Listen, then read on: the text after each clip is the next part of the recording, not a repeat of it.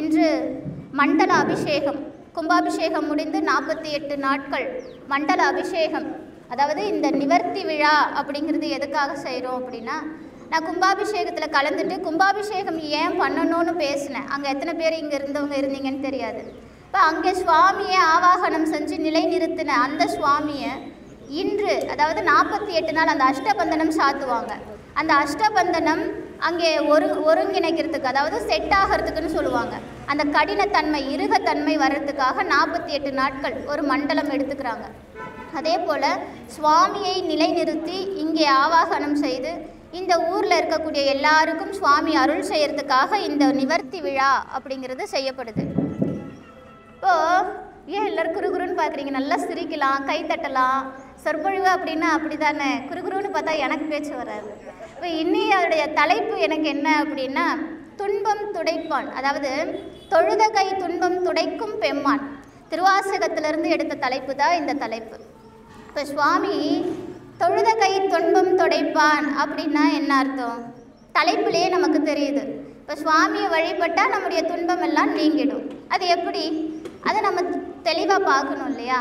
அதுக்காகத்தான் இப்போ தலைப்புக்கு உள்ளே போகிறதுக்கு முன்னாடி தலைப்பை பற்றி கொஞ்சம் பார்த்துடலாம். இப்போ துன்பம் அப்படின்னா என்ன? கவலை. கவலை அப்படிங்கிறது யாருக்கு இல்லை? எல்லாருக்கும் இருக்குது. பணம் இருக்கிறவனுக்கும் இருக்குது, பணம் இல்லாதவனுக்கும் இருக்குது. கல்யாணம் ஆனவனுக்கும் இருக்குது, கல்யாணம் ஆகாதவனுக்கும் இருக்குது. சொல்லப்போனால் கல்யாணம் ஆகாதவனை விட கல்யாணம் ஆனவனுக்கு அதிகமாக இருக்குது. இப்போ குழந்தை இருக்கிறவனுக்கும் இருக்குது, குழந்தை இல்லாதவனுக்கும் இருக்குது. கவலை அப்படிங்கிறது எல்லாருக்கும் இருக்குது. என்ன, பணக்காரன் தங்கத்தட்டில் அந்த கசப்பான கவலை அப்படிங்கிற மருந்தை வச்சு சாப்பிட்றான். ஏழை தகரத்தட்டில் அந்த கசப்பான மருந்தை வச்சு சாப்பிட்றான். அவ்வளவுதான் வித்தியாசம். ஆனால் அவங்களுக்கு கவலை அப்படிங்கிறது இருந்துக்கிட்டு தான் இருக்குது. இதில் உடல் கவலை, உள்ள கவலை, அதாவது 2 வகையான கவலை உண்டு. நமக்கு சாதாரண மக்களுக்கு 2 வகை கவலை தான். ஆனால் ஞானிகளுக்கெல்லாம் வேறு கவலை இருக்குது. அதை நான் அடுத்து சொல்கிறேன். இந்த உடல் கவலை, மனக்கவலை. இந்த உடல் கவலை அப்படிங்கிறது சதா ஒருத்தன் உழைச்சிட்டே இருக்கான்னு வச்சுக்கோங்க. வாழ்நாள் முழுக்க அவனுக்கு உழைப்பே அதிகமாக இருக்குது. அப்போ அவன் சலிச்சுப்பான்ல, என்னடா வாழ்க்கை இது, எந்நேரம் உழைச்சிக்கிட்டே இருக்கிற மாதிரி இருக்குது அப்படின்னு அவன் சலிச்சிக்கிற ஒரு காலம் வரும். அவனுக்கு உடல் களைப்பு. அந்த உடல் களைப்பு தீர்ந்துடும். எப்போ தீர்ந்துடும்? இப்போ காலையிலேருந்து அவன் சாயந்தரம் வரைக்கும் வேலை செய்கிறான். இப்படி வீட்டுக்கு போய் அப்பாடா நான் உட்காந்தான்னா அவன் உடல் களைப்பு போயிடும். அவன் நிம்மதியாக தான் இருப்பான். ஆனால் இந்த மனக்கவலை அப்படிங்கிறது இருக்குது பாருங்க, இந்த மனக்களைப்பு அப்படிங்கிறது தீராத ஒன்று. அதை தீர்க்கிறதுக்கு வழியே இல்லை. உடலுக்காவது கொஞ்சம் ஓய்வு கொடுக்கலாம், மனசுக்கு ஓய்வு கொடுக்க முடியுமா? முடியாது. ஒரே நேரத்தில் பல்லாயிரக்கணக்கான யோசனைகள் நமக்குள்ளே ஓடிக்கிட்டு தான் இருக்கும். இப்போ எத்தனை பேரோட சிந்தனை என் மேலே இருக்குன்னு எனக்கு தெரியல இல்லையா? இங்கே உட்காந்துக்கிட்டு நம்ம என்னென்னவோ யோசிப்போம். நானும் அப்படி தான். நான் பேசும்போதே கூட சில நேரம் என்னென்னவோ யோசிக்கிறது உண்டு. இது இயற்கை தானே.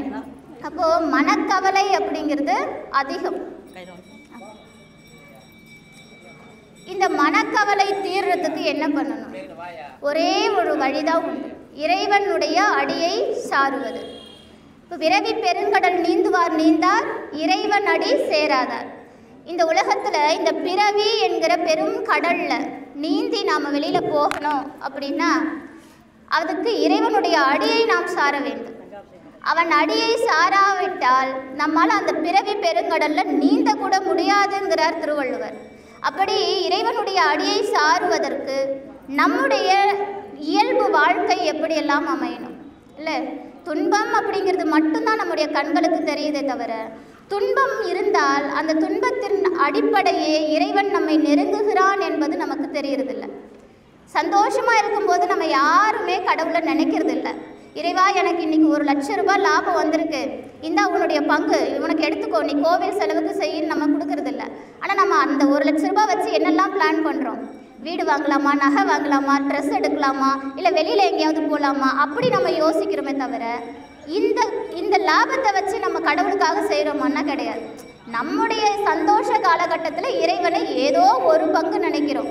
ஆனால் துன்பம்னு வரும்போது மட்டும் 100% அவனையே திட்டுறோம். அவனை மட்டும்தான் திட்டுறோம். ஆனால் அது அவன் செய்கிற காரணமா? அவன் செய்கிறானா? கிடையாது. நாம் நம்முடைய வினை பயன் அதையெல்லாம் செய்ய வைக்கிது. நம்முடைய வாழ்க்கையில் இருக்கக்கூடிய துன்பத்திற்கும் இன்பத்திற்கும் இறைவன் ஒரு காலும் பொறுப்பேற்க மாட்டான். அவனுக்கு அதில் பங்கே கிடையாது, நமக்கு தான் பங்கு உண்டு. ஏன்னா நாம் இந்த பிறவி எடுத்துகிட்டு வந்துட்டோம். இந்த பிறவிக்கு முற்பிறப்பில் நம்ம என்னெல்லாம் செஞ்சுருக்கோமோ அதையெல்லாம் தான் இன்றைக்கி நாம் அனுபவிச்சுக்கிட்டு இருக்கிறோம். அதாவது சுருக்கமாக சொல்ல போனால், போன ஜென்மத்தில் நம்ம என்னெல்லாம் டெபாசிட் பண்ணிட்டு வந்தோமோ அதையெல்லாம் இப்போ எடுத்து நம்ம ஆண்டுக்கிட்டு இருக்கோம். அவ்வளோதான் வித்தியாசம். ஆனால் இதை எப்படி மாற்றலாம்? சரிங்க, வினை தான், என்னுடைய விதி தான். ஆனால் எனக்கு வேறு வழி இல்லை. எப்பயோ எனக்கு தெரியாமல் செஞ்ச வினை, எனக்கு தெரியாமல் செய்த விதி இப்போ நான் அனுபவிக்கிறேன். இதுலேருந்து நான் வெளியில் வரணும் இல்லையா? அப்போ இறைவன் நமக்கு அருள் செய்ய மாட்டானா? விதியும் வினையும் நம்முடைய கையில் தான் இருக்குது அப்படின்னா அப்போ இறைவனுடைய வேலை தான் என்ன? இறைவன் எப்படி தான் என் விதியை மாற்றுவார்? அப்போ இறைவனை எப்படி வழிபாடு செய்யலாமா வேணாங்கிறீங்களான்னு கேட்குறீங்க, அப்படி தானே? அதாவது ஒரு கதை சொல்கிறேன். கதைன்னொடனே தூங்கிடாதீங்க, ஏன்னா மதியான நேரம் தூங்கிட வேண்டாம் யாரும். அதாவது ஒரு குருவும் சீடனும் தல யாத்திரை போகிறாங்க. தல யாத்திரைன்னா ஒவ்வொரு கோவிலுக்காக போய் சுவாமியை தரிசனம் செஞ்சுட்டே போகிறாங்க. இப்போ குருவும் சீடனும் ஒரு இரவு தலத்தில் அந்த கோவிலில் தங்குவாங்க. அடுத்த நாள் காலையில் எழுந்து குளிச்சுட்டு அவங்களுடைய கடமையெல்லாம் முடிச்சுட்டு கிளம்புவாங்க. அதே மாதிரி ஒரு கோவிலுக்கு போகிறாங்க. போயிட்டு ஒரு கோவிலில் தங்குறாங்க. 2 பேரும் தூங்குறாங்க. அன்றைக்கி காலையில் பொழுது விடிஞ்சதும் 2 பேரும் எழுந்து அவங்களோட நித்திய கடனை முடிக்கிறதுக்கு போகிறாங்க. அப்போ முதல்ல சீடன் போய் குளிச்சுட்டு வந்துட்டான். அடுத்து குரு போகிறாரு. குரு போயிட்டு அங்கே அதாவது அவர் சூரிய நமஸ்காரம் பண்ணணும். அப்போ குளிச்சுட்டு சூரிய நமஸ்காரம் செய்கிறார். அப்போ இந்த சூரிய நாராயணர் குரு முன்னாடி வந்து சொல்கிறார், இன்னைக்கு உன்னுடைய சீடனானவன் ராட்சதனால் கொல்லப்படுவான் அப்படின்னு சொல்லிட்டு போயிடுறாங்க. நல்லா பார்த்துக்கோங்க, நம்முடைய விதி என்னவா இருக்கும், அடுத்து என்ன நடக்கும்னு நமக்கு தெரிஞ்சால் நமக்கு தூக்கம் கூட வராது. அதனால தான் அடுத்து என்ன நடக்கும் அப்படிங்கிறத நமக்கு இறைவன் காட்டுறதே இல்லை. எதிர்காலத்தை காட்டவே மாட்டான். இறந்த காலத்தை, நிகழ்காலம் கூட நமக்கு தெரியாது. சில நேரம் இறந்த காலத்தை நினச்சிக்கிட்டே வாழ்க்கை போயிடும். அப்போது அந்த சூரிய நாராயணன் சொல்லிட்டார், ராட்சதனால் உன்னுடைய சீடன் கொல்லப்படுவான் அப்படின்னு. இப்போ குருவுக்கு தூக்கம் வருமா? குரு ரொம்ப கஷ்டப்படுறார். ஒரு உண்மையான குருவிற்கு அழகு என்ன அப்படின்னா தன்னுடைய சீடனை காப்பாற்றுவது. அதே போல் உண்மையான சீடனுக்கு என்ன அழகு அப்படின்னா தன்னுடைய குருவின் மீது நம்பிக்கை வைப்பது. அந்த நம்பிக்கை எப்படி இருக்கணும் அப்படிங்கிறதுக்காக தான் இந்த கதையை சொல்கிறேன். இப்போ சீடனை பார்க்க குரு வரார்.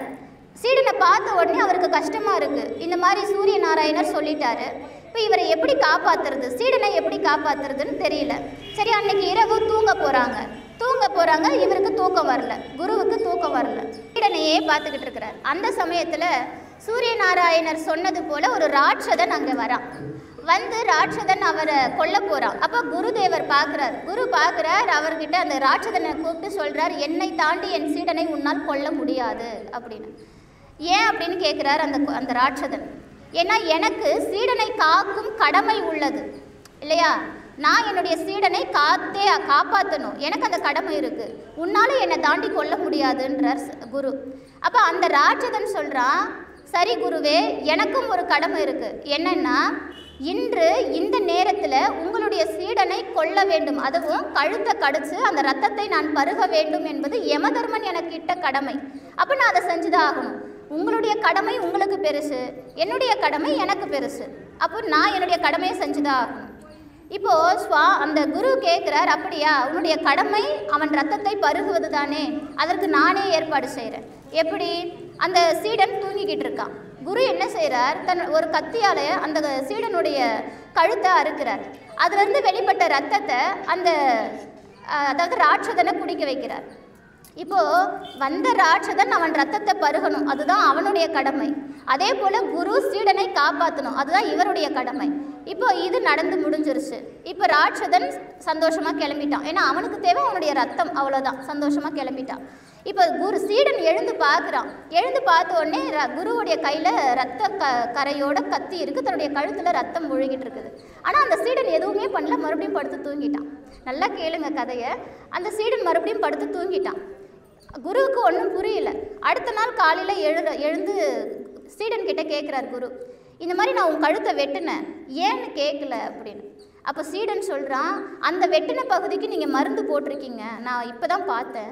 நான் ஏன் எழுந்து உங்களை பார்க்கல, உங்களை கேட்கல அப்படின்னா, என்னுடைய குரு எனக்கு ஒரு காலம் தவறிழைக்க மாட்டார். அவர் எதை செஞ்சாலும் என்னுடைய நன்மைக்கு தான் செய்வார். அப்படின்னு அந்த ராட்சதன், அதாவது அந்த சீடன் சொன்னாராம். அப்போ இதிலிருந்து ஒரு விஷயம் நமக்கு புரியணும். நான் ஏன் இவ்வளோ பெரிய கதையை சொன்னேன் அப்படின்னா, இங்கே அந்த சீடன் தான் நாம, அந்த சீடனாக இருக்கக்கூடியவர்கள் தான் நம்ம எல்லாம். அந்த ராட்சதன் தான் நம்முடைய விதி வினைன்னு சொல்லக்கூடிய அந்த பெரிய பூதம். அந்த குரு தான் நம்மை காக்கக்கூடிய இறைவன். அப்போது இறைவன் மீது நமக்கு எத்தகைய நம்பிக்கை இருக்க வேண்டும் என்பதற்காகத்தான் இந்த கதையை நான் உங்களுக்கு சொன்னேன். நான் முதல்ல சொன்னேன், குறுகுருன்னு பார்த்தீங்கன்னா எனக்கு பேச்சு வராது, நல்லா சிரிங்க, கை தட்டுங்க, ஏன்னா தூக்கம் வந்துடும் இல்லையா. அதனால் இப்போது நம்மளுடைய அந்த பக்தி அப்படிங்கிறது இறைவன் மீது அந்த அளவுக்கு இருக்கணும். நம்ம எல்லாம் கேட்கலாம், இதுதான் என் விதி, நான் கடவுள் ஏன் இருக்காரு அப்படின்னு நம்ம புலம்பலாம். சில நேரம் கழுத்து நெரிக்கிற பிரச்சனை எல்லாம் வரும்போது இதுதான் என்னுடைய விதினா கடவுள் எதுக்கு, கோவில் எதுக்கு, வழிபாடுகள் எதுக்குன்னு நம்ம புலம்புறது உண்டு. ஆனால் கொஞ்சம் யோசிச்சு பாருங்கள், நம்ம தலைமையில் ஒரு பெரிய பாறாங்கல் விழ இருக்குது, ஆனால் இறைவனுடைய அருளால் அது ஒரு சின்ன கல்லாக மாறி போகுது இல்லையா. பாறாங்கல்லுக்கு பதிலாக ஏதோ ஒரு சின்ன கல் கால் தடுக்கி விழுறோம், அவ்வளவுதான். அப்போ அந்த காலத்தில் சொல்லுவாங்க, தலைக்கு வந்தது தலைப்பாகையோடு போயிடுச்சு அப்படின்வாங்க. அப்படி இறைவனுடைய அருள் இருந்தால் நம்முடைய விதி எதுவாக இருந்தாலும் சரி, ஆனால் நமக்கு ஒன்றும் ஆகாமல் அவர் காப்பாற்றிடுவார். இப்போது ஒருத்தனுக்கு ஒரு நாள் முழுக்க பட்டினி இருக்கணுன்றது விதி, அவன் தலையெழுத்து, ஏதோ போன ஜென்மத்தில் பண்ண பாவம், ஒரு நாள் முழுக்க அவனுக்கு சாப்பாடே கிடைக்கக்கூடாதுங்கிறது விதி. ஆனால் அவனுக்கு இறை பக்தின்னு ஒன்று இருந்துச்சுன்னு வச்சுக்கோங்க, அவன் என்ன பண்ணுறான், அந்த நாளில் விரதமாக அதை மாற்றி கொடுத்துருவார் இறைவன். ஏதோ ஒரு நாளை விரத நாளாக மாற்றிடுவார். அப்போ விரதமும் இருக்கிறான், அவனுக்கு அந்த களைப்பும் தெரியாது, இறைவனுடைய அருளும் கிடைக்கும். இதுதான் இறைவனுடைய அருள். நாம தான் விதி விதி விதின்னு சொல்லிட்டு விதி மேலேயும் பழிய போடுறோம், கடவுள் மேலேயும் பழிய போடுறோம் இல்லையா. ஆனால் கடவுள் அதை செய்கிற ஆள் கிடையாது. நீ என்னெல்லாம் செய்கிறியோ அதெல்லாம் அப்படியே சேவ் பண்ணி வச்சுக்குவார். அப்பப்போ எடுத்து எடுத்து நமக்கு கர்ம வினை வேலை செய்யுது. வினையை அறுக்க வல்லவன் இறைவன் ஒருவனே. எப்படி நமக்கும் வலிக்காது, வினையையும் ஏமாற்ற மாட்டார். அப்படி ரெண்டு பேருக்கும் பாதகம் இல்லாமல் நடந்துக்கக்கூடியவர் கடவுள் தான். அதனால தான் இந்த நாளில் நான் இந்த தலைப்பை வச்சேன், தொழுத கை துன்பம் துடைக்கும் பெம்மான். நமக்கெல்லாம் 63 நாயன்மார்களை பற்றி தெரியும், ஓரளவுக்கு நிறைய நாயன்மார்களை பற்றி தெரியும். இதில் அதிகமாக தெரிஞ்சது அப்படின்னா நம்ம நால்வர் பெருமக்களை பற்றி தெரியும். இந்த நால்வரில் 2 பேர் ரொம்ப கஷ்டப்பட்டிருக்காங்க, ரொம்ப கஷ்டப்பட்டிருக்காங்க. அடுத்து நம்ம மணிவாசக பெருமான், அவர் குருவுக்காக கஷ்டப்பட்டிருக்கிறார். அந்த குரு ஏக்கம் அவருக்கு அதிகம். நம்ம சுந்தரமூர்த்தி நாயனார் என்னதான் ஃப்ரெண்டு, சுவாமி அவருடைய ஃப்ரெண்டாக இருந்தால் கூட சத்தியத்தை மீறிட்டாருங்கிற ஒரே காரணத்தினால கண்ணை பறிச்சு விட்டார். இப்படியெல்லாம் கஷ்டப்பட்டிருக்காங்க. ஆனால் இதில் அதிகமான கஷ்டம் அப்படிங்கிறது நம்ம திருநாவுக்கரசருக்கும் திருஞான சம்பந்தருக்கும் தான். இந்த கதை எல்லாருக்குமே தெரியும் இல்லையா. நாவுக்கரசர் சைவ சமயத்தில் பிறந்து சமண சமயத்தை தழுவுறார். இப்போ சமண சமயத்துக்கு போயிட்டு அங்கே ஒரு பெரிய ஒரு பேச்சாளராக வரார். அவர் என்ன சொன்னாலும் சமணர்கள் கேட்குற அளவுக்கு அவருக்கு அந்த திறமை அங்கே வளருது. சமணர்கள் பற்றின அத்தனை விஷயமும் அவருக்கு தெரியுது. அப்போ சமணர்கள் எல்லாம் அவங்கள கொண்டாடுறாங்க. ஒரு ஞானி நம்மக்கிட்ட வந்துட்டான், அதனால் கொண்டாடுறாங்க. இப்போ அவருடைய அக்கா திலகவதியாருடைய வேண்டுதலுக்கு இணங்க மறுபடியும் சைவ சமயத்துக்கு வரார். இறைவன் அதுக்கு ஆட்கொள்கிறார். எப்படி? சூளை நோயை கொடுத்து ஆட்கொள்கிறார். அந்த தீராத வயிற்று வழியில் வரார். இதெல்லாம் எல்லாருக்கும் தெரியும். சுவாமி ஆட்கொள்கிறார், அவருக்கு அந்த நோய் போயிடுது. இப்போ அடுத்த விஷயம் என்ன பண்ணுறாங்க, சமணர்கள் சும்மா இருப்பாங்களா? இப்படிப்பட்ட ஒருவர் சைவ சமயத்தை தழுவி விட்டால் மீண்டும் சைவம் வளர்ந்து விடும் இல்லையா. அப்போ சமண மதம் அழிந்து விடும். அப்போ என்ன பண்ணுறாங்க, இவரை கூப்பிட்டு விடுறாங்க. அதாவது பல்லவ மன்னனாக இருக்கக்கூடிய மகேந்திரவர்மன், அந்த மன்னன் தான் அப்போதைக்கு ஆட்சி செஞ்சிட்ருக்கார். அவருடைய கட்டளைக்கு என்னங்க சமணர்கள் தூது வராங்க. யார்கிட்ட? நாவுக்கரசர்கிட்ட வராங்க. உங்களை மன்னர் கூட்டிகிட்டு வர சொன்னாங்க அப்படின்னு. அப்போ நாவுக்கரசர் சொல்கிறார், நாமார்க்கும் குடியல்லோம் நமனை அஞ்சோன்றார். அப்படின்னா என்ன? நாமார்க்கும் குடியல்லோம் நமனை அஞ்சோம். எமனை பார்த்தும் எனக்கு பயம் இல்லை, நான் அவன் நாட்டில் இல்லை, எனக்கு மேலே ஒருத்தன் இருக்கான், அவனுக்கு மட்டும்தான் நான் பயப்படுவேன் இல்லையா. இதை சொல்கிறவர் யார்? ஒரு பெரிய படைபலம் இருக்கிறவரோ அல்லது பெரிய செல்வந்தரோ அல்லது ஒரு பெரிய இடத்துலேருந்து வந்தவரோ கிடையாது. ஒரு பெரிய மாமன்னன், அவன் அழைப்பு கொடுக்குறான். ஆனால் அவன் அழைப்பை மீறி நாவுக்கரசர் சொல்கிறார், நாமார்க்கும் குடியல்லோம் நமனை அஞ்சோன்றார். இது எங்கிருந்து வந்த தைரியம்? சுவாமி கொடுத்த தைரியம். அவருக்கு மேலே ஒருத்தர் செயல்படுறான் அப்படிங்கிற தைரியம். அப்போ சுவாமியை வழிபட்டால், சிவனை வழிபட்டால் நமக்கு தைரியம் பிறக்கும். வாழ்க்கையில் எப்படிப்பட்ட சூழ்நிலை வந்தாலும் சரி, நமக்கு மேலே ஒருத்தன் இருக்கான் அப்படிங்கிற தைரியம் வரும். சிவனுக்கு மேலே ஒரு தெய்வம் இல்லை இல்லையா? சைவத்தின் மேலொரு சமயம் இல்லை, அதில் சார் சிவனாம் தெய்வத்தின் மேலொரு தெய்வம் இல்லை. சிவனுக்கு மேலே ஒன்றுமே கிடையாது. காலனை காலால் எட்டி உதைத்த தெய்வம் நம்முடைய தெய்வம். அப்போ இவரை கூப்பிடுறாங்க, இவர் போல. சரி, மறுபடியும் என்ன பண்ணுறாங்க, இவரை கூப்பிட்டு அந்த சாப்பாட்டில் விஷம் கலக்கிறாங்க நாவுக்கரசரை கொல்றதுக்காக. ஏன்? அவர் சைவ சமயத்தை வளர்க்கிறார். இங்கே பெயர் அளவில் மட்டும்தான் சிலர் நல்லவங்களாக இருப்பாங்க, ஆனால் அவங்களுடைய கொள்கை பார்த்திங்கன்னா எல்லாமே இந்த மாதிரி தான் இருக்கும். அப்படி தான் சமணர்களும் இருந்தாங்க, பெயர் அளவுக்கு மட்டுமே நல்லவர்களாக இருந்திருக்கிறார்கள். அப்போ அவரை கொல்றதுக்காக உணவில் நஞ்சு கலக்கிறாங்க. ஆனால் அந்த நஞ்சு கலந்த உணவு அவருக்கு அமிழ்தமாயிடுச்சு இறைவனுடைய கருணையினால். இப்போ இப்படியும் அவர் கொல்லப்படலை. அடுத்து என்ன பண்ணுறாங்க, பூமியில் புதைக்கிறாங்க, கழுத்து வரைக்கும் குழி நோண்டி அவரை புதைக்கிறாங்க, மண்ணை வச்சு மூடிடுறாங்க. இப்போ எதிரில் ஒரு பெரிய யானையை அனுப்புகிறாங்க. அந்த யானை ஓடி வருது அவரை மிதிக்கிறதுக்கு. நாம் இருந்தால் என்ன பண்ணிடுவோம், அடுத்த செகண்டே எப்பா நீ என்ன சொல்கிறியோ அதை நான் கேட்டுக்கிறேன்ப்பா அப்படின்னுடுவோம். ஆனால் அவர் அதெல்லாம் செய்யலை. ஏன்னா சிவன் நமக்கு துணை இருக்க எவன் தயவும் தேவையில்லை என்ற கொள்கையில் அவர் அங்கே ஆணித்தரமாக இருந்தார். இப்போ அவ்வளோ பெரிய யானை ஓடி வருது, இவரால் தப்பிக்க முடியாது. அவர் சொல்கிறார், அஞ்சுவது யாதொன்றும் இல்லை அஞ்ச வருவதும் இல்லைன்னு பதிகம் பாடுறார். அஞ்சுவது யாதொன்றும் இல்லை அஞ்ச வருவதும் இல்லைன்னு பதிகம் பாடுறார். அப்போ வந்த அந்த யானை அவரை தொழுது வணங்கி அவரை வலம் வந்து போயிடுச்சு. இதை பார்த்து சமணர்களுக்கு இன்னும் கோபம் அதிகமாகிடுது இல்லையா? எரியிற தீயில எண்ணெயை விட்ட மாதிரி அவங்களுக்கு இன்னும் கோபம் அதிகமாகிடுச்சு. இப்போ என்ன பண்ணுறாங்க, நல்ல சுண்ணாம்பு கொப்பரை, நல்லா அந்த காலத்தில் சுண்ணாம்பு வேக வைப்பாங்க, அந்த சுண்ணாம்பு கொப்பரையில் இவரை தூக்கி போடுறதுக்கு பார்க்குறாங்க. தூக்கி போட்டுட்டாங்க. அந்த சுண்ணாம்பு கொப்பரையில் சும்மா நம்மளுடைய அது கொதிச்சு நம்ம மேலே விழுந்தாலே தோல் வந்து வெந்துடும். வயசானவங்களுக்கு தெரியும் அந்த சுண்ணாம்பு கொப்பரை எப்படி இருக்கும் அப்படின்ட்டு. ஆனால் இவரை தூக்கி போடுறாங்க, அவருக்கு குடிசாதன பெட்டி மாதிரி இருக்கான், அப்படியே ஏசி போட்ட மாதிரி இருக்கான், அது குளுகுளுன்னு இருக்கான். பாடுறார், மாசில் வீணையும் மாலை மதியமும் வீசு தென்றலும் வீங்கிழ வேனிலும் மூசு வண்டரை பொய்கையை போன்றதே ஈசன் எந்தை இணையடி நீழலேன்னு பாடுறார். அப்படி குளுகுளுன்னு இருக்கான் அந்த சுண்ணாம்பு கொப்பரை. அது எப்படி நடந்தது? இறைவனுடைய செயல். இறைவன் அதை அப்படி மாத்துறான். அடுத்து இப்படியும் இவர் சாகலை. அப்போ இவரை எப்படி கொல்லலான்னு கடைசி கட்டமாக ஒரு முடிவு பண்ணுறாங்க. என்ன பண்ணுறாங்க, ஒரு பெரிய கல்லில் இவரை கட்டி அப்படியே தூக்கி கடலில் போடுறாங்க. இவர் அதுக்கும் பயப்படல. சொற்றுணை வேதியியல் சோதிவானவன் பொற்றுணை திருந்தடி பொருண்ட கைத்தொட கற்றுணை பூட்டி ஒரு கடலில் பாய்ச்சினும் நற்றுணையாவது நமச்சிவாயவே பதிகம் பாடுறார்.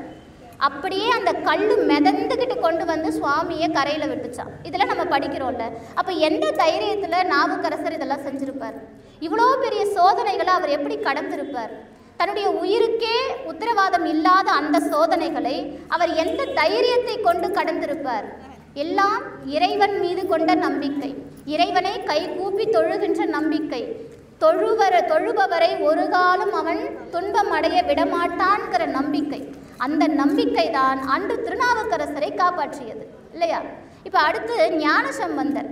3 வயதிலே ஞானப்பால் அருந்தியவர். உமாதேவி தன் முளைப்பால் கொடுத்து ஞானம் கொடுத்தவர் ஞான சம்பந்தர்.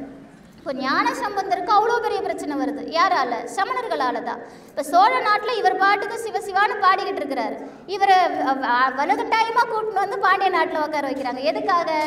இங்கே பாண்டிய நாடு சமணர்களால் அபகரிக்கப்படுது. இங்கே சமணர்கள் இங்கே இருக்காங்க. கூன் பாண்டியனும் சமணத்தை தழுவி விட்டான் பாண்டிய நாட்டில்.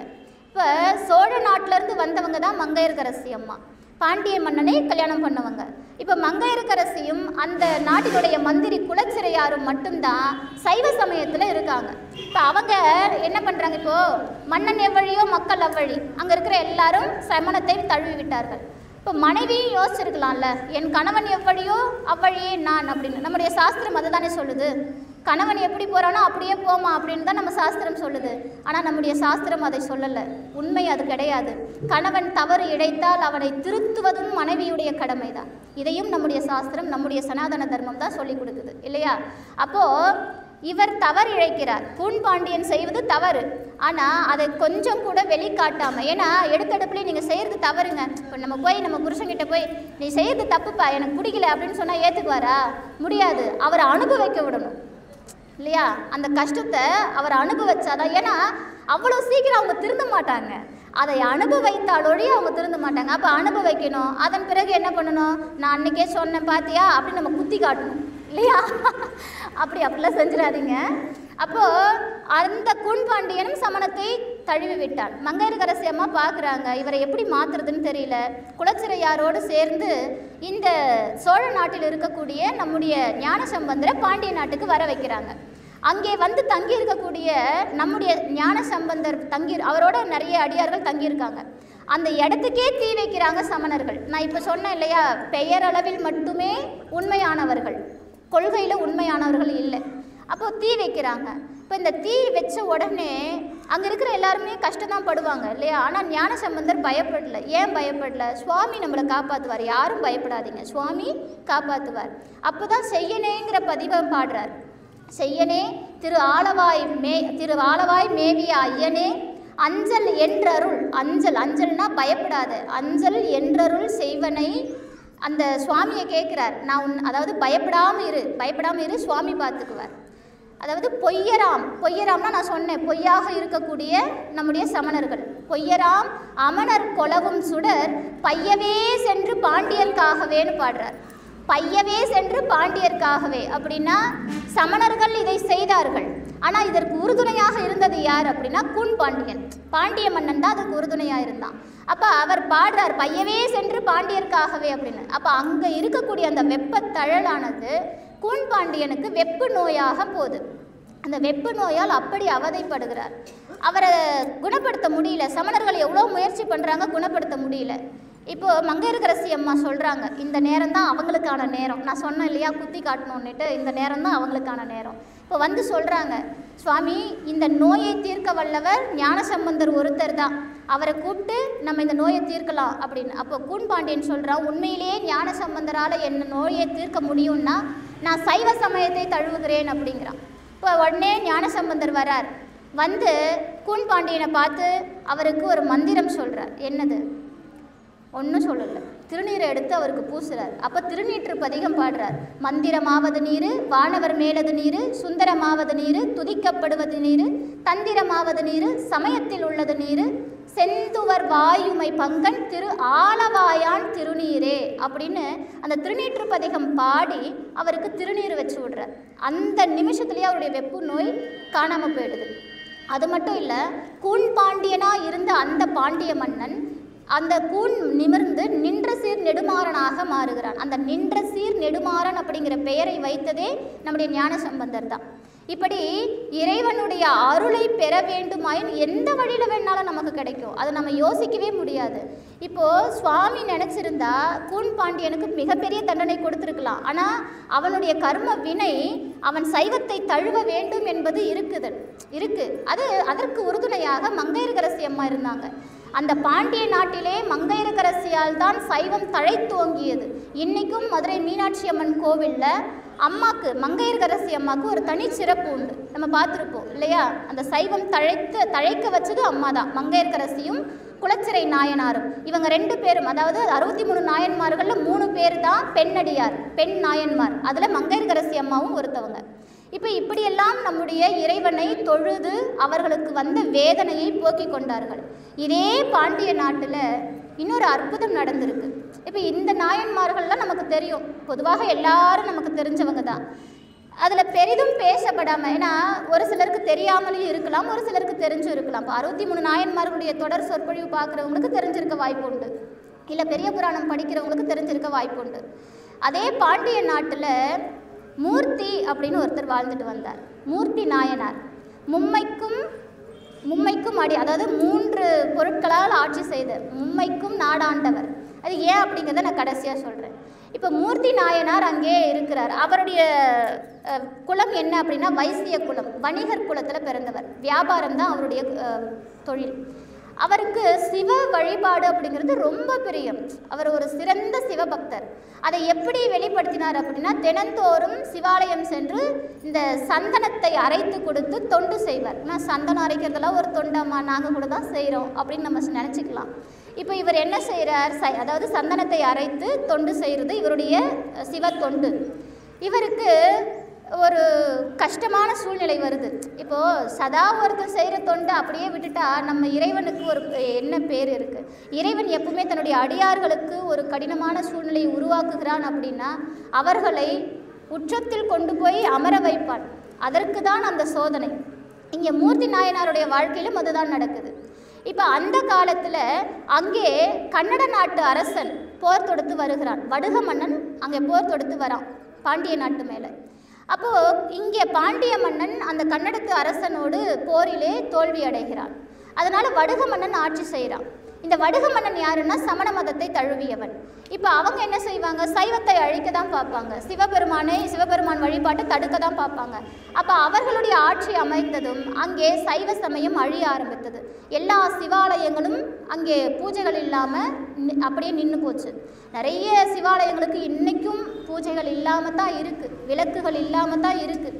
அதெல்லாம் நம்மளால் முடிஞ்சால் அதெல்லாம் கண்டிப்பாக செய்யணும். இப்போது அங்கே அந்த வழிபாடுகள் நின்று விட்டது. அங்கே இருக்கக்கூடிய சுந்தரேச கடவுளுக்கு தான் இவர் அந்த சந்தனத்தை அரைத்து கொடுக்கிறார். மதுரையில் இருக்கக்கூடிய சுந்தரேச பெருமான் அவருக்கு தான் இந்த சந்தன தொண்டை செய்கிறார். சந்தனத்தை அரைத்து சுவாமிக்கு அபிஷேகத்துக்கு கொடுக்கறது இவருடைய தொண்டு. இந்த சந்தனத்தை அரைச்சி கொடுத்தா சுவாமிக்கு நமக்கு என்ன பலன்? ஏன்னா பலன் இல்லாமல் நான் எதையும் செய்ய மாட்டேன் அப்படிங்கிறது நம்முடைய கொள்கை இல்லையா? பலன் கிடைச்சாதான் நான் கோவிலுக்கே வருவேங்கிறது தான் நம்ம ஆளுங்க. கோவிலுக்கு யாராவது சும்மா வந்து உக்காந்துட்டு இருப்பாங்களா ஒரு நாள் முழுக்க? எனக்கு ஏதாவது பலன் சுவாமி கொடுத்தா தானே, என்னுடைய கஷ்டத்தை தீர்த்து வச்சா தானே. இந்த சந்தனத்தை அரைத்து கொடுத்தால் என்ன பலன் அப்படின்னா 1000 காலம் சிவனுடைய அடியில் நாம் வாழலாம். அந்த கைலாய பதவி அடையலாமா? சிவனுடைய அன்பிற்கு 1000 காலம் நம்ம அவருக்கு இருப்போமா? அப்படிப்பட்ட தொண்டு இந்த சந்தன தொண்டு. இதை தினம் அவரை தேர்ச்சி கொடுக்குறார். இப்போ அங்கே சமண மதம் வந்துருச்சு. இவங்க விடுவாங்களா? விட மாட்டாங்க. என்ன பண்ணுறாங்க? இதை தடுக்கிறாங்க. ஆனால் இவர் பயப்படுறதா இல்லை. தினம் அந்த சந்தனத்தை அரைக்கிறார். இந்த உள்நாட்டில் சந்தனம் கிடைக்கல. அதனால் இவர் என்ன செய்கிறார்? வெளியூர் போய் சந்தனத்தை வாங்கிட்டு வந்து தேய்ச்சி சுவாமிக்கு கொடுக்குறார். இப்போ வெளியூர்லேயும் இவருக்கு சந்தனம் கிடைக்காத மாதிரி பண்ணுறான் அந்த வடுக மன்னன். இவருக்கு சந்தனமே கிடைக்கல. பார்த்தார், ஒரு தன்கிட்ட இருந்த அத்தனை சந்தத்தையும் அரைச்சி சுவாமிக்கு பூசியாச்சு. இப்போ அடுத்து அவருடைய தொண்டு நிற்கிது. அடுத்த நாள் அவருக்கு சந்தனம் சாத்துறதுக்கு சந்தனம் இல்லை, சுவாமிக்கு தேய்க்கிறதுக்கு கட்டை இல்லை. இப்படி நம்மளாக இருந்தால் என்ன நினைப்போம்? இல்லை, நான் என்ன பண்ண முடியும்? செய்ய முடியாது இல்லையா? ஆனால் அவர் அதை நாயன்மார்கள் செய்ய மாட்டாங்க.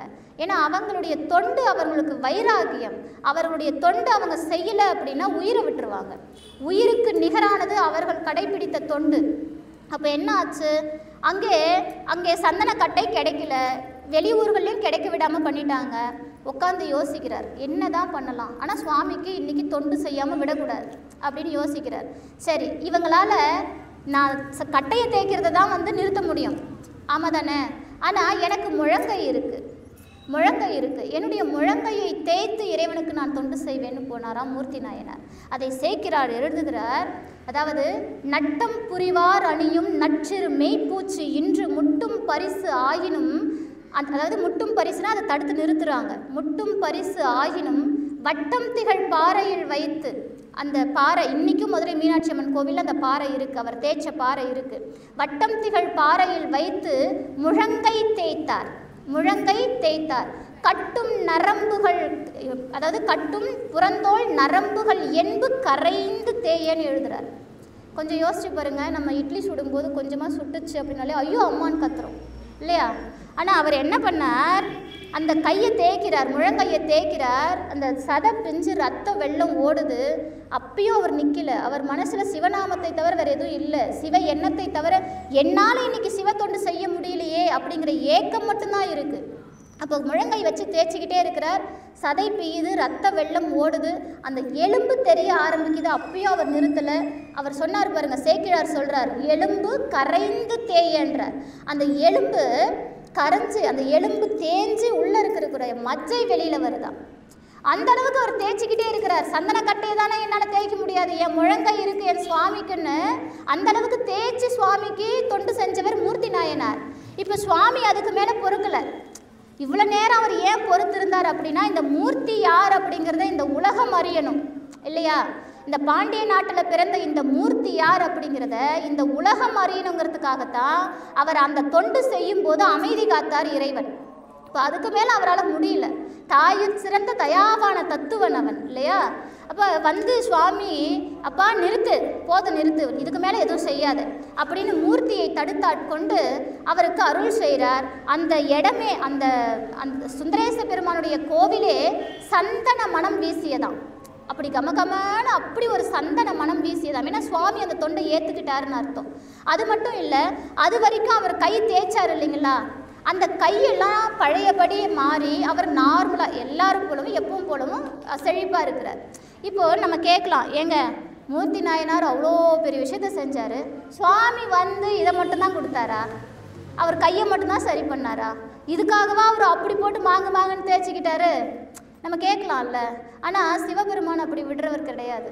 தன்னுடைய பக்தனுக்கு ஒரு துன்பம் நேர்ந்தால் அந்த பக்தனுக்காக எதையும் செய்யக்கூடியவன் நம்முடைய இறைவன் இல்லையா? மார்கண்டேயன் அங்கு தவம் செய்யும் போது யமதர்மன் வரார், காலன் வரார், பாசக்கயிறு மார்கண்டேயர் மேலே போடுறதுக்கு பதிலாக சேர்த்து போடுறார், லிங்கத்து மேலேயும் சேர்த்து போடுறார். அப்படி எழுந்த மாத்திரத்தில் அந்த காலன் எதிரில் நிற்கக்கூடியவன் காலன் என்று கூட அவர் யோசிக்கலை, ஒரே உதை தான், அப்படி போய் விழுந்து மூர்ச்சி ஆயிட்டார். அதுக்கப்புறம் பூமியில் இறப்பே இல்லையா.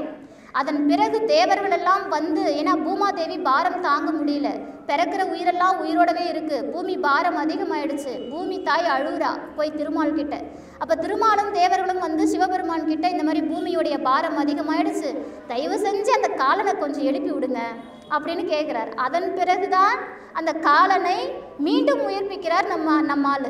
அப்போ யோசிச்சு பாருங்க, தன்னுடைய பக்தனுக்கு ஒரு துன்பம்னா சிவபெருமான் சும்மா இருப்பாரா? இப்போ அவருக்கு அருள் செஞ்சுட்டார், அவர் கை பழைய மாதிரி ஆயிடுச்சு, அவர் தொண்டை அவர் ஏற்றுக்கிட்டாருங்க, எல்லாம் ஓகேங்க. இந்த வடுக மன்னன் என்ன ஆனா? அவன் தானே அவ்வளோ பெரிய விஷயத்த செய்ய வச்சான். அப்போது சுவாமி என்ன பண்ணுறார், இரவோடு இரவாகவே மூர்த்தி நாயனாருக்கு துன்பம் அளித்த அத்தனை பேரையும் இரவோடு இரவாகவே மாய்க்கிறார்.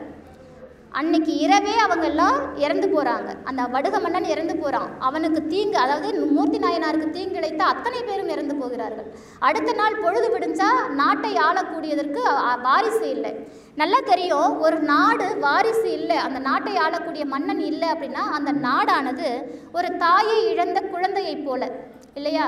தாயை இழந்த குழந்தையை போல. அப்போ அந்த நாட்டு மேலே யார் வேணாலும் போர் தொடுத்து வருவாங்க. அப்போ அடுத்து உடனே அந்த நாட்டை ஆளக்கூடிய மன்னன் வேணும். ஆனால் அந்த நாட்டில் வாரிசே இல்லை, அரசியல் வாரிசு எதுவுமே இல்லை.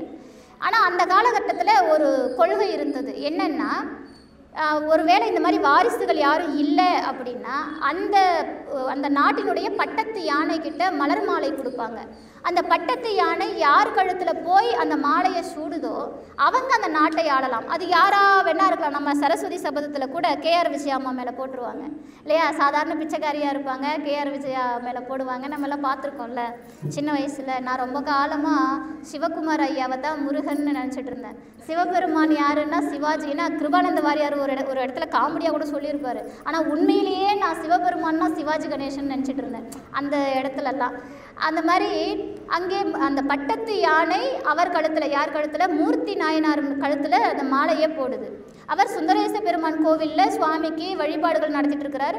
அந்த பட்டத்து யானை வந்து அவர் கழுத்தில் அந்த மலர் மாலையே போடுது. இப்போ நல்லா பாருங்கள், நம்மளாக இருந்தால் என்ன பண்ணியிருப்போம்? நம்ம இப்போ அடுத்த நிமிஷம் நம்ம ஒரு நாட்டுக்கு ராஜாங்க, நம்ம எப்படி இருப்போம்? நம்முடைய நடை உடை பாவனை அனைத்தும் மாறிவிடும் இல்லையா? இந்த போட்டிருக்கிற இந்த சீப்பான ட்ரெஸ்லாம் நம்ம போட மாட்டோம் இல்லை, இந்த சீப்பான நகையெல்லாம் நம்ம போட மாட்டோம். அப்படியே நகை நட்டுன்னு ஆடம்பரமாக அப்படி மாறிடுவோம் இல்லை? அதானே நடக்கும், அதானே உலக இயல்பு. ஆனால் அவர் அப்படி செய்யலை. மூர்த்தி நாயனார் கழுத்தில் மலர் மாலை விழுது. என்னப்பா இதுன்னு கேட்குறார். இந்த மாதிரி நாடாளக்கூடிய அரசன் இல்லை, வாரிசு இல்லை, அதனால் பட்டத்து யானை யாரை தேர்ந்தெடுக்குதோ அவங்க தான் எங்கள் நாட்டினுடைய அரசர் அப்படின்னு சொல்லிட்டு அந்த மந்திரியார்கள் சொல்கிறாங்க. அப்போ இவர் சொல்கிறார், சரிப்பா ஆண்டவன் கட்டளை அதுதானா, நான் ஒத்துக்கிறேன். ஆனால் எனக்கு நிபந்தனைகள் இருக்குது. என்ன நிபந்தனை? நான் மகுடம் தரிக்க மாட்டேன். இப்போது மன்னன்னா மகுடம் தரிச்சிருக்கணும், அப்படி நகை நட்டோட அப்படி ஆபரணம் அணிஞ்சு அப்படி பட்டு பீதாம்பரத்தில் அவர் இருக்கணும். அவன் தானே மன்னன், அவனை பார்த்தானே நமக்கு மன்னன்னு தோணும் இல்லை? ஆனால் இவர் அப்படி செய்யலை. நான் மகுடம் சூட மாட்டேன், ஜடாமுடி தரித்திருப்பேன். ஏன்னா சுவாமிக்கு ஜடாமுடி தான் தரித்திருப்பேன். ஆபரணம் அணிய மாட்டேன், ருத்ராட்ச மாலை தான் அணிவேன், காவி துணி உடைத்து தான் நான் அரசாள்வேன். அதாவது சிவவேடம் பூண்டு அரசாட்சி அமைத்தவர் மூர்த்தி நாயனார். சிவவேடம் பூண்டு அரசாட்சி அந்த அந்த அரியணையில் அமர்ந்தவர் மூர்த்தி நாயனார். இப்போ அவர் நினச்சிருந்தா அடுத்த நிமிஷம் ராஜாவாயிட்டார். அப்படி செங்கோல் ஏற்றிக்கிட்டு அப்படி கம்பீரமாக உட்காந்துருக்கலாம். அதை அவர் செய்யலை. எனக்கு இறைவன் இதை கொடுத்திருக்கிறான். எனக்கு இந்த அரியணையை கொடுத்தவன் யாரு? நான் வணங்கக்கூடிய சுந்தரேச பெருமான். அதனால் இது எனக்கு ஒரு பெரிய பொருட்டு கிடையாது. இந்த அரியணை ஒரு பெரிய பொருட்டே கிடையாது. நான் அணிந்திருக்கக்கூடிய இந்த சிவவேடம் தான் எனக்கு நிரந்தரம் இல்லையா? எத்தனை பேர் நம்ம அப்படி இருக்கோம்? எத்தனை பேர் அப்படி இருக்கோம்? கழுத்தில் ருத்ராட்சம் போடுறதுக்கு அத்தனை யோசிக்கிறோமே. நம்ம அவ்வளோ யோசிக்கிறோமே. குறிப்பாக பெண்கள். நான் இந்த சபையில் அதை சொல்லியே ஆகணும். ஏன்னா இங்கே இருக்கக்கூடிய பல தாய்மார்கள் கழுத்தில் ருத்ராட்சம் இல்லை. அதனால் நான் சொல்கிறேன். அது அணியிறதும் அணியாமல் இருப்பதும் உங்களுடைய விருப்பம். அதை நான் ஒரு காலம் கேட்குறதில்ல. ஆனால் அதை சொல்லக்கூடிய கடமை எனக்கு உண்டு. ஒரு சைவ சமய சொற்பொழிவாளராக எனக்கு உண்டு. நமக்கு திருநீறு என்பது என்ன? திருநீறு அப்படிங்கிறது என்ன? திருநீருக்கு இன்னொரு பேர் விபூதி இல்லையா? விபூதினா எல்லா செல்வங்களையும் சகல ஐஸ்வர்யங்களையும் தரக்கூடியது விபூதி.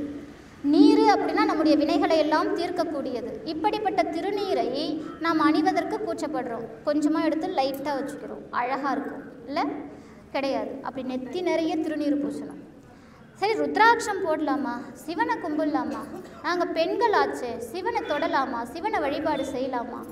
செய்யலாம். ஏன் செய்யலாம்? இப்போ சிவபக்தியில் பெண்கள் யார்? பெண்களுடைய இடம் என்ன? இப்போ ஆண்கள்லாம் செய்கிறாங்க, சிவ பூஜை செய்கிறாங்க, ஆண்கள்லாம் செய்யலாங்க, பெண்கள்லாம் செய்யக்கூடாது. அப்படியா? நம்முடைய சமயம் அதை சொல்லி கொடுத்ததா? நம்முடைய சாஸ்திரம் அதை சொல்கிறதா?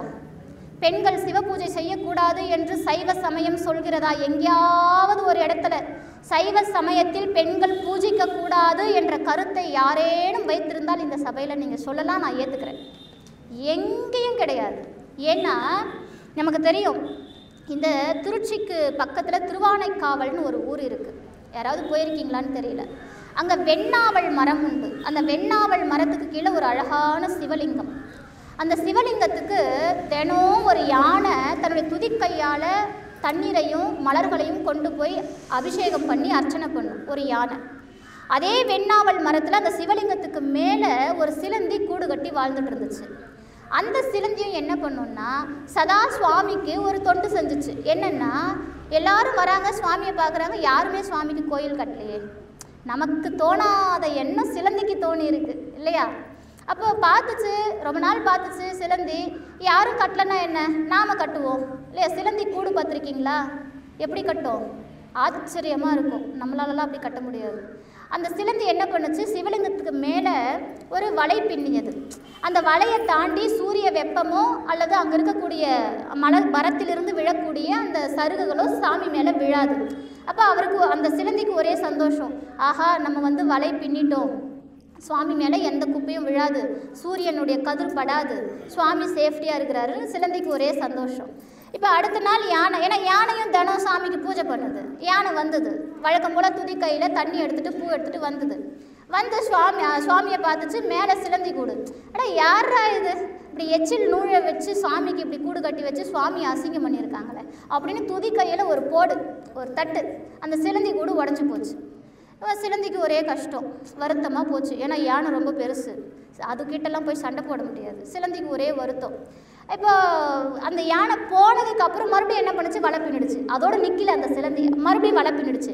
இப்போ அடுத்த நாள் மறுபடியும் யானை வருது, இதை பார்க்குது, மறுபடியும் கோவம் வருது, ஒரே தட்டு. இது தட்டுறது அது கட்டுறது, இது தட்டுறது அது கட்டுறது. அப்போ இப்படியே போய்கிட்டு இருக்குது. இதுக்கு என்னதாங்க, இதுக்கு ஒரு முடிவே இல்லையா அப்படிங்கிற மாதிரி ஒரு நாள் அதுக்கு ஒரு முடிவு வந்துச்சு. சிலந்திக்கு சரியான கோவம் வந்துருச்சு. இன்னும் இந்த யானை நான் செய்கிற தொண்டை அப்படி தடுத்து நிறுத்துது அப்படின்னு சொல்லிட்டு என்ன பண்ணுச்சு, இந்த சிலந்தி கூட தட்டுறதுக்காக அந்த யானை துதிக்கையை தூக்கியது. அப்படி தூக்கும்போது அந்த சிலந்தி என்ன பண்ணுச்சு, அதோடைய துதிக்கைக்குள்ளே நுழைஞ்சி தன்னுடைய பலம் அனைத்தும் கொடுத்து கடிக்க ஆரம்பிச்சிருச்சு. நல்லா தெரியும், யானையுடைய பலவீனம் துதிக்கை தான். அந்த துதிக்கை வேகமாக அடிக்கக்கூடாது, அந்த துதிக்கைக்கு எதுவும் கடிபடக்கூடாது. இப்போ இந்த சிலந்தி போய் கடிக்க ஆரம்பிச்சிருச்சு. இந்த வலி தாங்க முடியாமல் இந்த யானை என்ன பண்ணுச்சு, தன்னுடைய துதிக்கையை ஓங்கி தரையில் அடிக்க ஆரம்பிச்சிச்சு. அப்படி அடிக்க ஆரம்பித்த உடனே சிலந்தியும் செத்து போச்சு, யானையும் வலி தாங்காமல் செத்து போச்சு. இப்போ 2 பேருமே இறந்துட்டாங்க. சுவாமி பார்க்குறார். இப்போ முதல்ல சண்டைக்கு போனது யார்? சிலந்தி. இது தொண்டை இது செய்யுது, அவர் தொண்டை அது செஞ்சுருக்கலாம். அதை விட்டுட்டு நீ என்ன கேட்குறது அப்படிங்கிற மாதிரி சிலந்தி தான் வந்து முதல்ல சண்டைக்கு போச்சு. அப்போ யானைக்கு முக்தி கொடுத்துட்டார், யானைக்கு முக்தி கொடுத்து வச்சுக்கிட்டார். இந்த சிலந்திக்கு ஒரு வரம் கொடுக்குறாரு. ஏன்னா சிலந்தி வந்து தப்பு பண்ணலை, அது செஞ்ச தொண்டு, அதுக்கு ஒரு யானை தடையாக இருக்குது. அப்போ அந்த யானை மேலேயும் தப்பு இருக்குது, அதனால் சிலந்தியும் தப்பு பண்ணதில்லை. அதனால் அவருக்கு அந்த சிலந்திக்கு ஒரு வரம் கொடுக்குறாரு. என்ன வரம் அப்படின்னா, நீ சோழ நாட்டில் போய் சோழ பேரரசனாக பிறக்க கடவாய். உன்னுடைய ஆசை என்ன? ஏன்னா ஆசை அறுக்காமல் பிறவி முடியாது இல்லையா? ஆசைகள் அதிகமாக ஆக ஆக பிறவி அதிகமாகிட்டே இருக்கும். பெரிய ஆசை தேவையில்லை. இந்த பொண்ணுக்கு முடி நீளமாக இருக்குது, எனக்கு இல்லையே அப்படின்னு ஆசைப்பட்டால் கூட அடுத்த ஜென்மத்தில் நமக்கு முடி நீளமாக வச்சுக்கிட்டு பிறப்போம். நிஜமா உண்மை. ஆசை அதிகமாக ஆக பிறவிகள் இருந்துக்கிட்டே இருக்கும். இப்போது சிலர்லாம் பார்ப்பாங்க, தன்னுடைய பிள்ளைக்கோ இல்லை பேரனுக்கோ குழந்தை இல்லைன்னு வச்சுக்கோங்க. அந்த வீட்டில் வயசானவங்க யாராவது இறக்குறாங்க, அவங்களுடைய ஞாபகம் பூரா ஐயோ இந்த பிள்ளைக்கு குழந்தை இல்லையேன்னு ஏங்குவாங்க. அடுத்த ஜென்மத்தில் அவங்களே அந்த குழந்தையாக பிறப்பாங்க. இந்த ஆசை அறுபடாமல் நம்முடைய பிறவி அறுபடாது. சிலந்திக்கு ஒரு ஆசை இருந்துச்சு. என்ன ஆசை? சுவாமிக்கு கோயில் கட்டணும் இல்லையா? சுவாமிக்கு கோயில் கட்டுற ஆசை இருந்துச்சு. அதன் பொருட்டு தான் அது சிலந்தி வலையை பின்னுச்சு. இப்போ சோழ பேரரசாக நீ பிறக்க கடவாயின்னு சொல்லி சுவாமி வரம் கொடுத்துட்டார். இப்போ வரம் கொடுத்துட்டாரா? எங்கே போய் பிறக்கிறாருன்னா, சோழ நாட்டில் கமலவதி தாயார் அப்படின்னு ஒரு அம்மா இருந்தாங்க. இந்த சோழ அரசியர்களுக்கெல்லாம் உண்மையிலேயே நாம் இன்னைக்கும் தலை வணங்கணும். காரணம், இந்த சைவ சமயத்தை தலை நிமிரச் செய்தது அவர்களுடைய மிகப்பெரிய தொண்டு இருக்குது. யாருக்கும் பயப்பட மாட்டாங்க, எந்த சமயத்திற்கும் பயப்பட மாட்டாங்க. தன்னுடைய சைவத்தை தழைத்தோங்க செய்வதில் சோழர்களுக்கு இணை சோழர்கள் தான். அப்படி அந்த சோழ பேரரசி கமலவதி தாயார் பிரசவமாக இருக்காங்க, நிறைமாத கர்ப்பிணி. அந்த காலத்தில் அந்த ராணிகளுடைய கவலை குழந்தை பிறக்க போகிறதெல்லாம் கிடையாது, எந்த நேரத்தில் பிறக்க போகுதுங்கிறது தான் அவங்களுடைய கவலையே. இடுப்பு வலியை பற்றிலாம் அவங்க கவலைப்பட மாட்டாங்க. அந்த குழந்தை எந்த நேரத்தில் பிறக்கிறது. ஏன்னா நம்ம சாதாரணமாக நம்ம வீட்டுக்கு மட்டும் பிறக்கிற குழந்தையே, இப்போ என் பிள்ளை எனக்கு மட்டும்தான் இல்லை, ஊருக்காக அவனை இருக்க முடியாது, ஊரை வந்து காக்க போகிறதில்ல, என்ன காப்பாற்றுவான். ஆனால் அதுக்கே நாம் அந்த பிறந்த நேரம், பிறந்த நட்சத்திரம், நாள், திதி எல்லாம் பார்க்குறோமே. அந்த குழந்தை பிறந்ததால் அம்மாவுக்கு நல்லா இருக்கா, அப்பாவுக்கு நல்லா இருக்கா, தாய் மாமனுக்கு ஏதாவது கெடுதல் இருக்கா, இப்படியெல்லாம் பார்க்குறோம்ல. அப்போது ஒரு நாட்டையே ஆளக்கூடிய ஒரு வாரிசு பிறக்குது அப்படின்னா சோழர்கள் அதை பார்ப்பாங்க இல்லையா? அப்போ அங்கே சோழ பேரரசிக்கு பிரசவ வலி ஏற்படுது, அவங்களும் பார்க்குறாங்க, ஜோதிடம் பார்க்குறாங்க. அங்கே ஜோதிடர்கள் சொல்கிறாங்க, இந்த குழந்தை ஒரு சில நாளிகை கழித்து பிறக்குமே ஆனால் இந்த குழந்தை மூவுலகையும் ஆளும், அதோடு மட்டுமல்லாமல் சிவ ஆலயங்களை கட்டும்னு ஸ்டார்ட் பாருங்க. சிவ ஆலயங்களை இந்த குழந்தை கட்டும். எப்படி? ஒரு நாழிகை கொஞ்சம் கழிச்சு பிறந்துட்டா போதும் அப்படின்னு ஜோதிடர் சொல்கிறாங்க. நம்மளாக இருந்தால் என்ன பண்ணுவோம்? அந்த வழியில் அட போயா யார் யாயவன் நம்மக்கிட்ட வந்து எப்படி நான் பிரசவ வழியெல்லாம் நம்ம பார்த்துருக்கோம்ல. அந்த வலிக்கும் போது கணவன் கிட்ட வந்து எம்மா வலிக்குதவன் அட போடா அப்படின்னு பார்த்துருக்கோம்ல. ஆமாம் தானே? உண்மைதான். ஆனால் அந்த அம்மா என்ன பண்ணாங்க, அந்த வலியை தாங்கிக்க முயற்சி பண்ணுறாங்க. எப்படி? அந்த குழந்தை அந்த 1.5 நாழிகைக்கு மேலே தான் அந்த குழந்தை பிறக்கணும்னு ஆசைப்படுறாங்க. ஏன்? அந்த குழந்தை பிறந்து சிவ ஆலயங்களை கட்டும் அப்படிங்கிற ஒரே காரணத்தினால, இந்த சிவ தொண்டை செய்யும், சிவ ஆலயங்களை கட்டுங்கிற ஒரே காரணத்துக்காக என்ன செய்கிறாங்க, கூட இருந்தவங்களெல்லாம் வெளியே அனுப்பிட்டாங்க. அடுத்து இந்த முடிச்சுட்டேன், அவ்வளோதான் லாஸ்ட் ஐயா. சிவ ஆலயம் கட்டுங்கிற ஒரே காரணம். இப்போ என்ன ஆச்சு, கூட இருக்கிறவங்களெல்லாம் வெளியே அனுப்பிட்டாங்க. அங்கே தன்னுடைய தோழிகளை மட்டும் வைக்கிறாங்க. அந்த தோழிகள் கிட்ட சொல்கிறாங்க, என்னை தூக்கி தலைகீழாக கட்டு அப்படிங்கிறாங்க. நல்லா யோசிச்சு பாருங்க, நிறை மாத கர்ப்பிணி குழந்தை இப்பயே பிறக்கும் போல இருக்குது. ஆனால் அந்த அம்மா சொல்கிறாங்க, என்னை காலை 2ஐயும் கட்டிவிட்டு என்னை தலைகீழாக தொங்க விடுன்னு சொல்கிறாங்க. எல்லாரும் பயப்படுறாங்க, அம்மா இது உங்கள் உயிருக்கே ஆபத்துமா, வேணாமான். அரசி சொல்கிறேன், இது என் கட்டளை, நீ செய், அதுக்கு மேலே வேறு வழி இல்லை. அந்த அம்மாவுடைய 2 கால்களையும் கட்டிவிட்டு தலைகீழாக தொங்க விடுறாங்க. தொங்க விட்ட உடனே ஒரு நாழிகை கழித்து மறுபடியும் கழட்டி கீழே படுக்க வைக்கிறாங்க. அழகான ஆண் குழந்தை பிறந்தது. அந்த ஆண் குழந்தை எப்படி இருந்துச்சு? ஏன்னா 1.5 நாழிகைக்கு மேலே அந்த குழந்தை தலைகீழாக தொங்கிட்டு இருந்தது. அந்த அம்மா தலைகீழாக தொங்கிட்டு இருக்காங்க. அப்போ அந்த குழந்தையுடைய அந்த ரத்தம் அப்படியே கீழ் நோக்கி வந்து அந்த கண்கள் எல்லாம் செக்கச்சவேன்னு இருந்துச்சான் பார்க்கறதுக்கே. அப்போ அந்த குழந்தையை தூக்கிட்டு வந்து அந்த அம்மா கிட்ட காட்டுறாங்க, அரசியாரே ஆண் குழந்தை பிறந்திருக்குது பாருங்க அப்படின்னு. அந்த அம்மா சொன்னாங்க, கோச்செங்கண்ணன் பிறந்தனோ அப்படின்னு கடைசியாக ஒரு வார்த்தை சொன்னாங்க. கோச்செங்கண்ணன்னா அந்த கோன்னா அரசன், செங்கண்ணன்னா அப்படியே ரத்த நிறத்தில் இருக்கக்கூடிய கண்கள். அந்த பேரே அவருக்கு நிலையாக மாறிவிட்டது. கோச்செங்கண்ணன் பிறந்தனோ அப்படின்னு சொன்னாங்க, அந்த அம்மா உயிரை விட்டாங்க. நல்லா யோசிச்சு பாருங்க. பெண்கள் சிவபெருமானை வழிபாடு செய்யலாமா அப்படிங்கிற கேள்விக்கு நான் பதில் சொல்கிறேன். சிவ தொண்டு வளரணும் அப்படிங்கிறதுக்காக சைவ ஆலயங்கள், சிவ ஆலயங்கள் கட்டுவான் என் புள்ளன்னு சொன்ன ஒரே காரணத்துக்காக தன்னுடைய உயிரை பணயம் வைத்து 2 கால்களையும் மேல் நோக்கி செங்குத்தாக நின்று ஒரு ஆண் குழந்தை இந்த பூமிக்கு தந்த தவ புதல்வி அல்லவா கமலவதி. அந்த மண்ணில் வாழ்கிறவங்க இல்லையா நாம சிவ பூஜை செய்யலாமா வேணாவா? செய்யலாமா வேணாவா? அத்தனை சிறப்பு சிவபெருமானுக்கு உண்டு. அதனால் இன்றைக்கி ரொம்ப நேரம் அழகாக கேட்டீங்க, ரொம்ப சந்தோஷம். ரொம்ப நேரம் பேசணுங்கிறது என்னுடைய ஆசை. இன்னும் என் தலைப்பே முடியல, ஆனால் இருந்தாலும் நேரம் குறைவாக இருக்கிற காரணத்தினால இந்த சொற்பொழிவை நான் முடிச்சுக்கிறேன். ரொம்ப சந்தோஷம். பெரியவங்க எல்லாரும் உட்காந்து அருமையாக கேட்டீங்க. மிக்க நன்றி. இந்த கோவில் நிர்வாகத்திற்கு என்னுடைய முதற்கண் நன்றியை தெரிவிச்சுக்கிறேன். ஏன்னா கும்பாபிஷேகம் தொடர்ந்து மீண்டும் எனக்கு இந்த கோவிலில் சொற்பொழிவு வாய்ப்பு கொடுத்துருக்கீங்க. மிக்க நன்றி. அந்த முருகப்பெருமானுடைய அருளாலும் சிவபெருமானுடைய அருளாலும் இந்த சொற்பொழிவானது தொடர்ந்து நம்ம இந்த கோவிலுக்கு கிடைக்கணும். நான் வந்துட்டே இருக்கணும்னு ஆசைப்படுறேன். ஏன்னா இந்த கோவில் எனக்கு அவ்வளோ நெருக்கமாயிடுச்சு. அடிக்கடி இந்த கோவிலில் வந்து பேசணும் அப்படின்னு ஆசைப்படுறேன். ரொம்ப சந்தோஷம்.